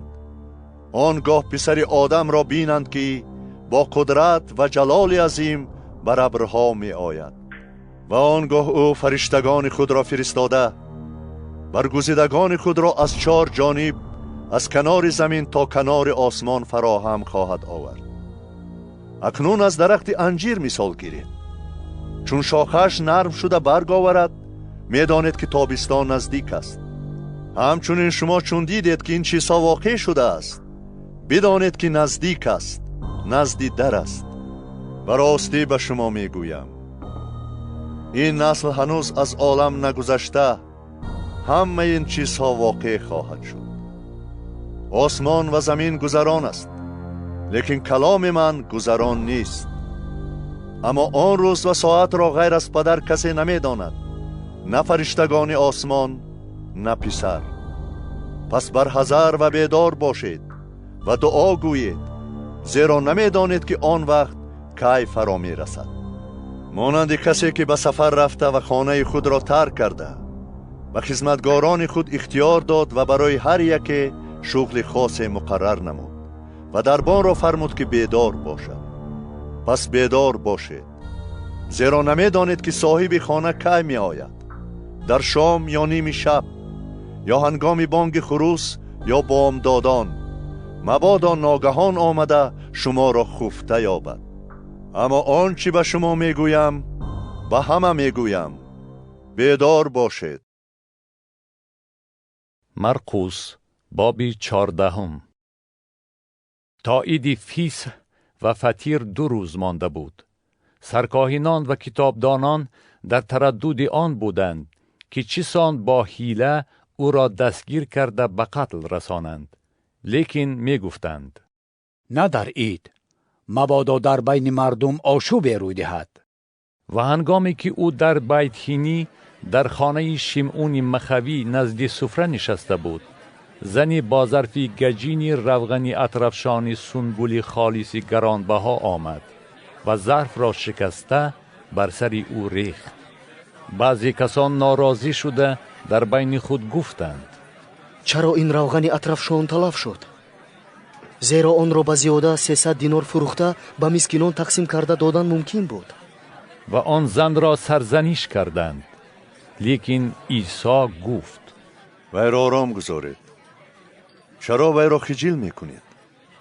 وی برای من کاری نیکو کرد. زیرا مسکینان هر وقت در نزد شما هستند و هرگاه که بخواهید به آنها احسان کرده می توانید. لیکن من همیشه با شما نیستم. وی آنچه می توانست به جا آورد. بدن مرا برای دفن پیشکی تدهین کرد. براستی به شما می گویم در تمام جهان هر جا که انجیل موعظه شود، کار وی نیز برای یادآوری وی ذکر خواهد یافت. و یهودای اسقریوت که یکی از آن 12 بود پیش سرکاهنان رفت تا که او را به آنها تسلیم کند. آنها چون سخن وی را شنیدند شاد گشتند و به وی پول دادنی شدند. وی در جستجوی فرصتی موافق بود که او را تسلیم کند.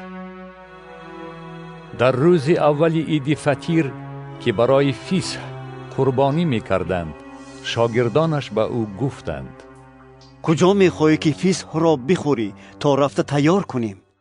پس 2 نفر را از شاگردانش فرستاده به آنها گفت به شهر بروید. مرد به شما راست خواهد آمد که کوزه آب را برداشته می برد. از عقب وی روانه شوید. و کجایی که در آید به صاحب خانه گویید استاد می گوید مهمان خانه کجاست که آنجا فسح را با شاگردان خود بخورم. وی به شما بالاخانه کلان مفروش و تیار را نشان می دهد. در آنجا برای ما تیاری بینید. شاگردانش روانه شده به شهر آمدند و چنان که او گفته بود یافتند و فسح را آماده کردند.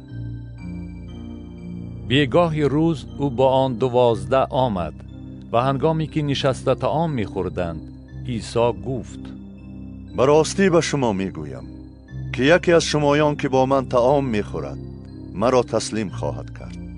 آنها غمگین شده پس هم دیگر به او گفتند آیا آن منم؟ و دیگری آیا آن منم؟ لیکن او به جواب آنها گفت یکی از 12 که با من دست در طبق می اندازد.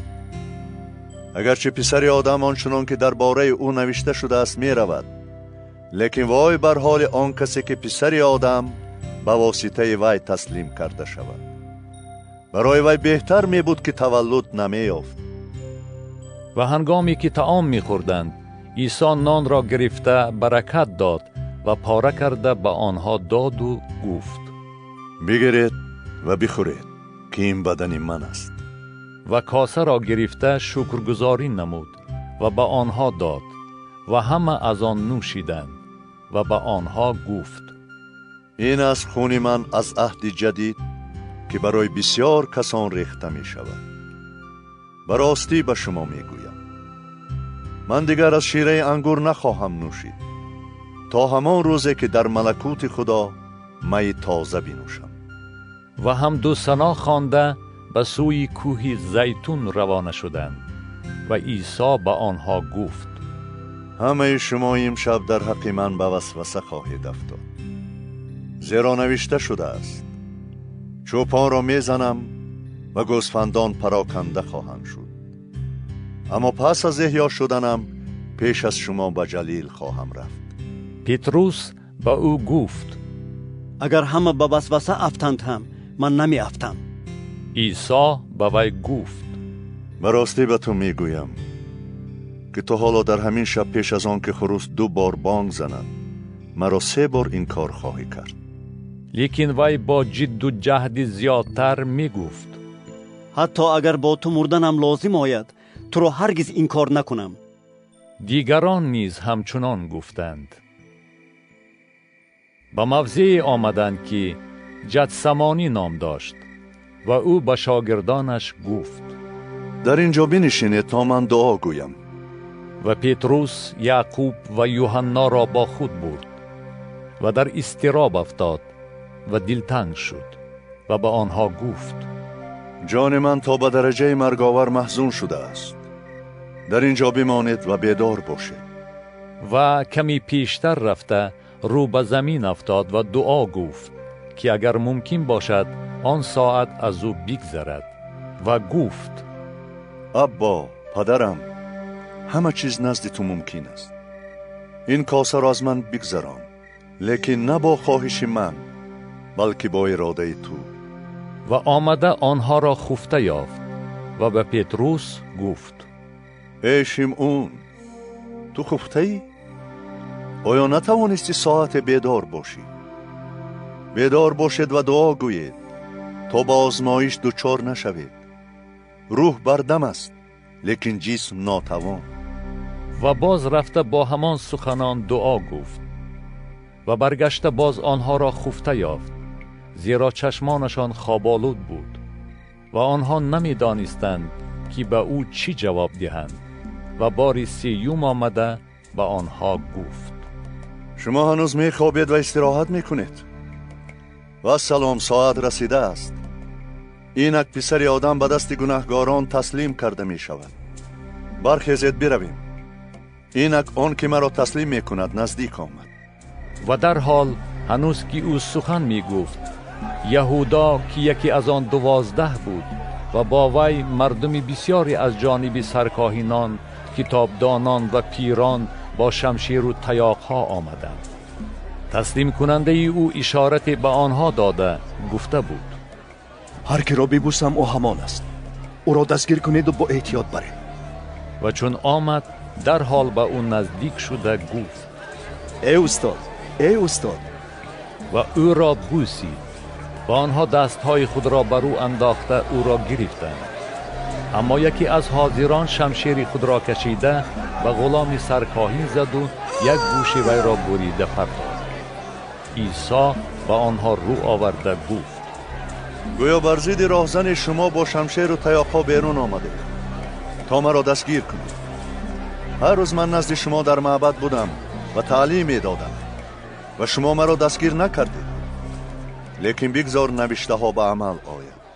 آنگاه همه او را واگذاشته گریختند. جوانی جسم برهنه خود را به چادر پیچانده از عقیب او می رفت و سربازان وی را دستگیر کردند. لیکن وی چادر را پرتافته تنی برهنه از دست آنها گریخت.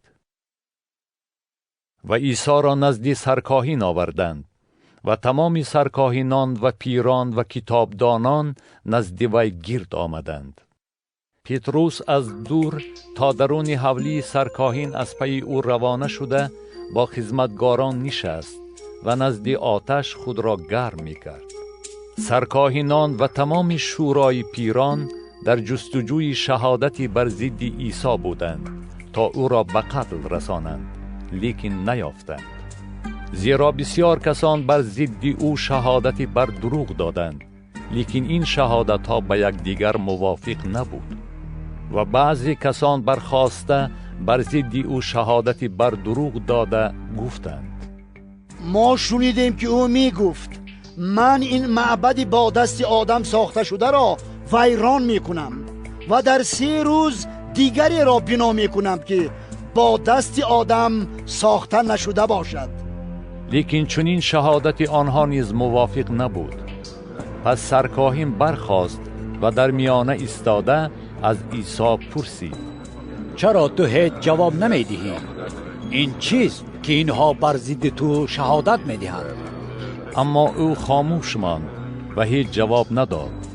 باز سرکاهن از او پرسیده گفت آیا تو مسیح پسر خدای متبارک هستی؟ عیسی گفت من هستم. و شما پسر آدم را خواهید دید که به یمین قدرت نشسته بر ابرهای آسمان می آید. آنگاه سرکاهن جامه خود را در رانده گفت دیگر به شاهدان چه حاجت داره؟ شما کفر را شنیده، چه ملاحظه داره؟ پس همه او را عیبدار کرده سزاوار مرگ دانستند و بعضی کسان به سر و روی او توف کردن گرفتند و رویش را پوشیده او را می زدند و می گفتند نبوت کن. و خدمتگاران او را تارسکی می زدند. هنگامی که پیتروس در پایان در روی حولی بود، یکی از کنیزان سرکاهین آمد و چون دید که پیتروس خود را گرم می کند به وی نگاه کرده گفت تو نیز با عیسی ناصری بودی؟ لیکن وی انکار کرده گفت نمیدانم و نمیفهمم که تو چی میگویی. و به حولی بیرون رفته بود که خروس بانگ زد. کنیز بار دیگر وی را دیده به حاضران گفت این یکی از آنهاست. وی بار دیگر انکار کرد. پس از مدتی حاضران به پیتروس گفتند در حقیقت تو یکی از آنها می باشی، زیرا که تو از جلیل هستی و لهجه تو همان خیل است. لیکن وی به سوگند و قسم خوردن آغاز نموده گفت آن آدم را که میگوید نمیشناسم. همان دم خروس بار دویم بانگ زد. آنگاه پیتروس سخن عیسی را به یاد آورد که به وی گفته بود پیش از آن که خروس 2 بار بانگ زند مرا 3 بار انکار خواهی کرد. و آغاز به گریستن نمود. مرقس باب 15. بامدادان فوراً سرکاهنان با پیران و کتابدانان و تمام شورای پیران مشورت کردند و عیسی را بسته بردند و به پیلاتوس تسلیم کردند. پیلاتوس از او پرسید آیا تو پادشاه یهودیان هستی؟ او جواب داده گفت تو میگویی. و سرکاهنان او را بسیار عیبدار می کردند.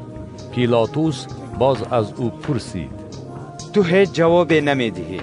بینگر که چقدر تو را عیبدار میکنند. لیکن عیسی باز هیچ جواب نداد، به طوری که پیلاتوس در حیرت ماند. در هر عید و یک بندی را که میخواستند برای آنها آزاد میکرد. براباس نام کسی با شریکانش در حبس بود که آنها در وقت عیسیان آدم کشته بودند و مردم فریاد زده التماس کردند که آنچه را که همیشه برای آنها میکرد به جا آورد. وی به جواب آنها گفت آیا میخواهید پادشاه یهودیان را برای شما آزاد کنم؟ زیرا میدانست که سرکاهنان او را از روی حسد تسلیم کرده بودند. لیکن سرکاهنان مردم را برانگیخته بودند که براباس را برای آنها آزاد کند بهتر است. پیلاتوس باز به جواب آنها گفت پس چی میخواهید بکنم با آن کسی که او را پادشاه یهودیان مینامید؟ آنها باز فریاد زدند او را مصلوب کن. پیلاتوس به آنها گفت او چی بدی کرده است؟ لیکن آنها باز هم زیادتر فریاد زدند او را مصلوب کن. پس پیلاتوس مردم را خشنود کردنی شده براباس را برای آنها آزاد کرد و عیسی را تازیانه زده برای مصلوب کردن تسلیم کرد. و سربازان او را به درون حولی یعنی به سربازخانه بردند و تمام فوج را گرد آوردند و جامه ارغوان به او پوشانیدند و تاج از خار بافته بر سرش نهادند و آغاز به سلام نمودند. سلام ای پادشاه یهودیان. و خمیش بر سرش زدند و بر او توف کردند و زانو زده به او تعظیم کردند. پس از آن که او را بسی استهزا کردند جامه ارغوان را از تنش کشیده لباس خودش را پوشاندند و او را بیرون بردند تا مصلوب کنند. و راهگذری را از قورین که شیمعون نام داشت و پدر اسکندر و رفوس بود و از صحرا می آمد مجبور کردند که صلیب او را بردارد و عیسی را به جای بردند که جالجالتا یعنی جای کاسخانه سر نام داشت و شراب با مور آمیخته را برای نوشیدنش دادند، لیکن او ننوشید. آنانی که او را مصلوب کردند لباس او را قرعه پرداخته تقسیم کردند تا هر کس چیزی بگیرد و ساعت سیوم بود که او را مصلوب کردند و بر او چنین عیبنامه نوشته شده بود: پادشاهی یهودیان. با او دو راهزن را، یکی از دست راستش و دیگری را از دست چپش مصلوب کردند. پس به عمل آمد آن نوشته‌ای که میگوید: از جنایتکاران شمرده شد. و راهگذران او را دشنام داده و سر جنبانده میگفتند: ای تو که معبد را ویران کرده در 3 روز از نو بنا میکنی، خودت را نجات داده از صلیب فرود آی. همچنین سرکاهنان و کتابدانان او را استهزا کرده و یکدیگر میگفتند: دیگران را نجات میداد لیکن خودش را نجات داده نمیتواند. مسیح پادشاه اسرائیل، بگذار اکنون از صلیب فرود آید تا ببینیم و ایمان آوریم. و آنهایی که با او مصلوب شده بودند او را دشنام میدادند. چون ساعت 6 رسید، تمام زمین را تا ساعت 9 تاریکی فرا گرفت و در ساعت 9 عیسی با آواز بلند فریاد زده گفت: الوهی الوهی لما سبقتنی، یعنی خدای من چرا مرا ترک کرده ای؟ بعضی از حاضران چون شنیدند گفتند: اینک الیاس را میخواند. پس شخصی شتاب کرده اسفنجی را از سرکه پر کرد و بر سر نی نهاده به او نوشانیدنی شد و گفت: بیستید ببینیم که آیا الیاس می آید تا او را فرود آورد. لیکن عیسی صدای بلندی برآورده جان داد و پرده معبد از بالا تا پایان دریده 2 پاره شد. میرصدی که روبروی او می ایستاد، چون دید که او با چنین صدا جان داد، گفت: براستی این آدم پسر خدا بود. یک چند زن نیز بودند که از دور نگاه می کردند، از آن جمله مریم مجدلیه و مریمی که مادر یعقوب کوچک و یوسف بود و سلومیت که هنگام در جلیل بودنش از عقیب او می رفتند و با او خدمت می کردند و بسیار زنان دیگر که همراهی او به یروشلیم آمده بودند.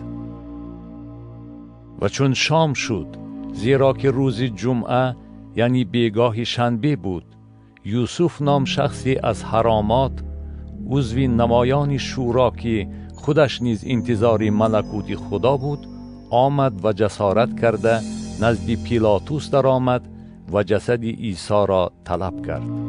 پیلاطوس در حیرت افتاد که او زود فوتیده است و میرصد را طلبیده از وی پرسید که آیا فوتید؟ و چون از میرصد فهمید، جسد را به یوسف داد. وی کتانی خریده و جسد را از صلیب فراورده به کتان پیچاند و به قبری که در داخل سنگ تراشیده بود نهاد و سنگی را بر در قبر غیلاند. و مریم مجدلیه و مریم مادر یوسف دیدند که کجا گذاشته شد. مرقس باب 16.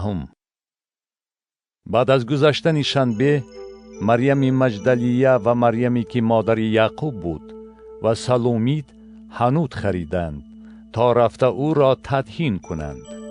و سحری روز یکشنبه چون آفتاب طلوع کرد، آنها به سر قبر آمدند و به هم دیگر می گفتند: سنگ را از در قبر برای ما کی می غلاند؟ چون نگریستند دیدند که سنگ غیلانیده شده است و حال آن که آن بسیار بزرگ بود. و چون به قبر در آمدند، جوانی را در طرف راست نشسته دیدند که لباسی سفید در بر داشت و حیران شدند. وی به آنها گفت: حیران نشوید، عیسی ناصری مصلوب را جستجو میکنید. او احیا شد و در اینجا نیست. اینک جایی که او را نهاده بودند. لیکن رفته به شاگردان او و به پتروس گویید که او پیش از شما به جلیل می رود. او را چنان که به شما گفته بود در آنجا خواهید دید. و زود برآمده تازان از پیش قبر رفتند. آنها را لرزه و دهشت فرا گرفته بود و به کسی چیزی نگفتند، زیرا که می ترسیدند. سحری روزی یکشنبه احیا شده، اول به مریم مجدلیه که از وی 7 دیو را بیرون کرده بود ظاهر شد. وی رفته به همراهان او که گریان و نالان بودند خبر داد. لیکن آنها چون شنیدند که او زنده است و او را وی دیده است باور نکردند. بعد از آن به صورت دیگر به 2 نفری آنها که به دیه می رفتند در راه ظاهر شد و آنها برگشته به دیگران خبر دادند، لیکن به آنها نیز باور نکردند. نهایت به آن 11 که در سری سفره نشسته بودند ظاهر شد و آنها را به سبب بی ایمانی و دلسختیشان سرزنش کرد، زیرا به آنهایی که او را احیا شده دیده بودند باور نکردند و به آنها گفت: به تمام عالم بروید و انجیل را به همه مخلوقات موعظه کنید. هر که ایمان آورده تعمید یابد نجات خواهد یافت، لیکن هر که ایمان نآورد محکوم خواهد شد. و این علامات همراه ایمانداران خواهد بود: به اسم من دیوها را بیرون کنند و به زبانهای نو سخن گویند و مارها را گیرند و اگر زهر قاتل بخورند به آنها آسیب نرساند و دست بر بیماران نهند آنها شفا یابند. و خداوند پس از آن که با آنها سخن گفت به آسمان صعود کرده به یمین خدا نشست و آنها بیرون رفته در هر جا موعظه می کردند و خداوند به آنها مدد می رساند و با علامتهای بعدینه کلام را ثابت می گرداند.